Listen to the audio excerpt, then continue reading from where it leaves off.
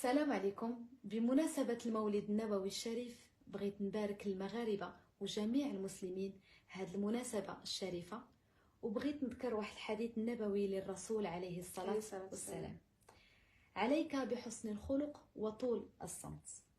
مؤخرا راج واحد الموضوع اللي هو حديث الناس، وفضلنا أنا وهناء الصمت فيه لأنه كنشوف هو الخيار الأفضل، خصوصا أننا كمغاربة شفنا بعض القصص مماثلة، وكنظن أنكم غتوافقوني الرأي أنه في بعض المواضيع اللي هي خاصة ما كتعالجش بالتصريحات والخرجات الإعلامية الكثيرة. لكن بغيت نشير أنه أنا وهناء بحالنا بحالكم شفنا هذا الفيديو وتفاجئنا، وبغيت نأكد أنه راه ما كان حتى شي اتصال ولا تواصل مع حتى شي طرف، لا من قبل لا ليومنا هذا. لكن بعد تفكير طويل انا وهنا قررنا اننا نخرجوا بهذا الفيديو اللي ان شاء الله غادي تكون هي الاولى والاخيره بخصوص هذا الموضوع.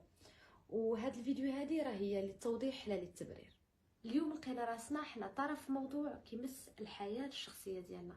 كيف ما قال صفاء، راه حنا بحالنا بحالكم شفنا لا فيديو اول مره وسمعنا ليها وتفاجئنا بها. شفنا هاد السيده وحنا متاثرين، درنا قلبنا عليها لانه حاله انسانيه كتاثر في اي واحد.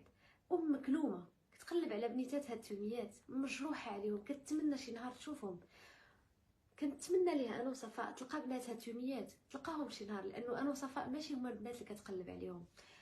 كان ليا الشرف تكون هي امي، يعني لو كانت منا كنا غنقولوها العلن ونفرحوا بها، لكن حنا عندنا منا الحقيقيه اللي هي عينينا، وعندنا والدينا اللي الله يخليهم لينا ويحفظهم لينا. يخلي لكم والديكم يا رب. احنا عذرناها لانه انا وصفاء بدينا في الفن صغورات، الناس او المغاربه شاهدونا وشافونا وكنكبروا قدام عينيهم. هذا الشيء خلى يكون واحد العلاقه ما بيننا وما بين امهات المغربيات، علاقه ام مع بنتها، وهذا الشيء راه كنت كنذكروه في منابر اعلاميه. لكن هذه الحاله حاله استثنائيه، حاله خاصه. الله يحسن العوان.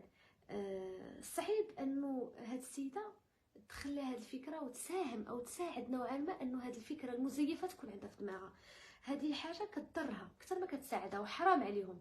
لكن ما نساوش انه كاينه واحد الام اخرى اللي هي امنا الحقيقيه، اللي ولداتنا، رباتنا، كبراتنا، قراتنا، وحاولت توصلنا لواحد المراتب، وبين ليله وضحى تشوف راسها محط شكوك، تشوف راسها حديث الناس. هذه حاجه كتضر. نشوفوا هذا الطرف الاخر. حنا كأسرة غنحاولوا ان شاء الله نتجاوزوا هذا الموضوع. وغيبقى كيف ما دائما انا وصفاء التوجه ديالنا شنو هو في الفن.